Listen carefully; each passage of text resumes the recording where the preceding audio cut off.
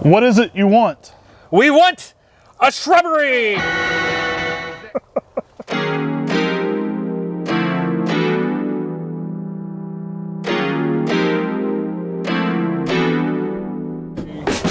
We had 10 new flowering plants every single Friday at 10.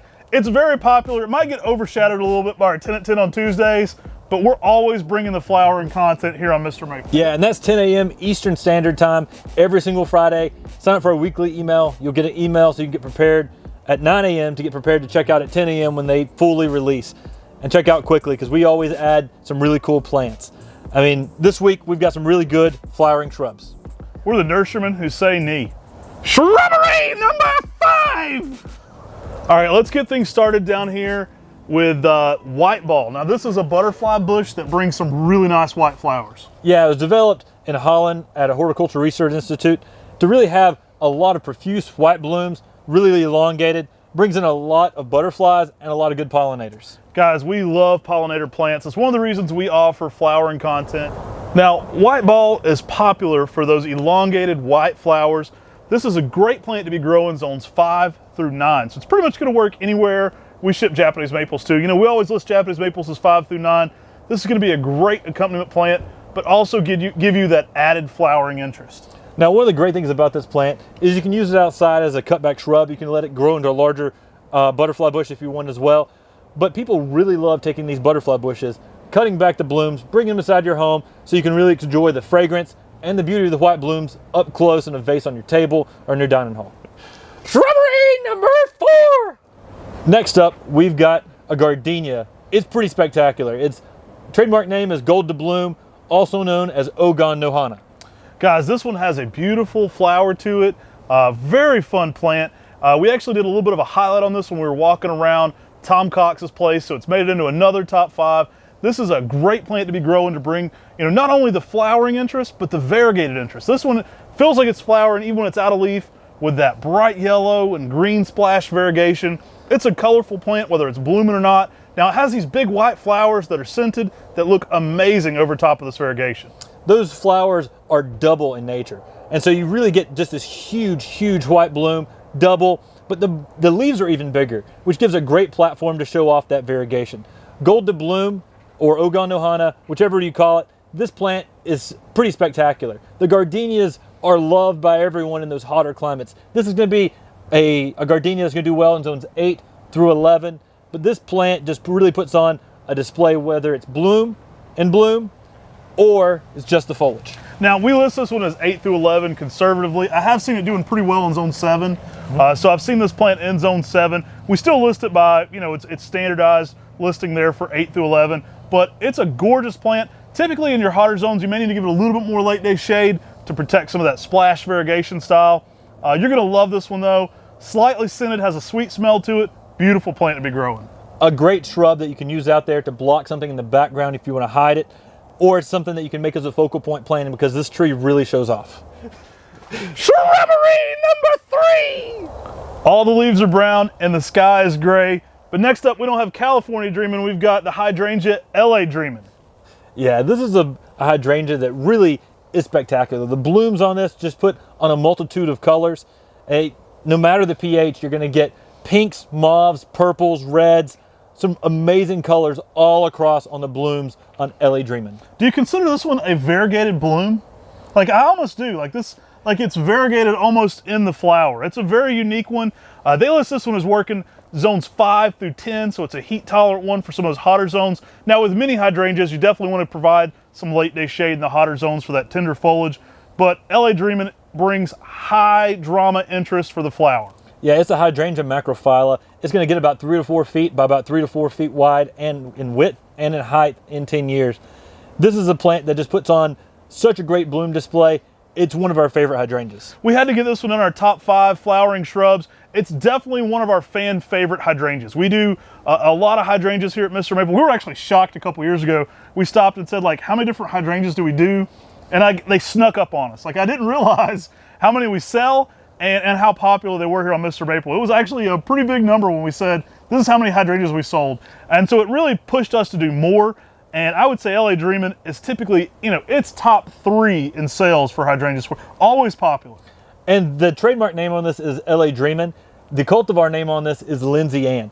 Now, you may see that sometimes a plant will have a cultivar name that's completely different from a trademark name. Basically, if you want to use that trademark name, you have to pay rights for it, and we have done that with LA Dreamin'. Amazing, amazing hydrangea. Really nice one to be growing. This one has a dark green, real fresh look to the foliage, but again, the high drama this one brings is that almost variegated looking flower where you're going to get hints of white and lavender and so many different colors going on. Shrubbery number 2! Next up, we have Osmanthus heterophyllus Kaori Hime. Now this is a princess you can party with in the garden. The trademark name on it is Party Princess. My friend Ted Stevens brought this one in the United States, and it's one of our favorite flowering shrubs. Now, he brought this in from Japan. He also brought in the Ogon no Hana. So crazy, he's brought in so many amazing flowering shrubs. But this flowering shrub is one of our favorites. The white blooms in November are extremely fragrant.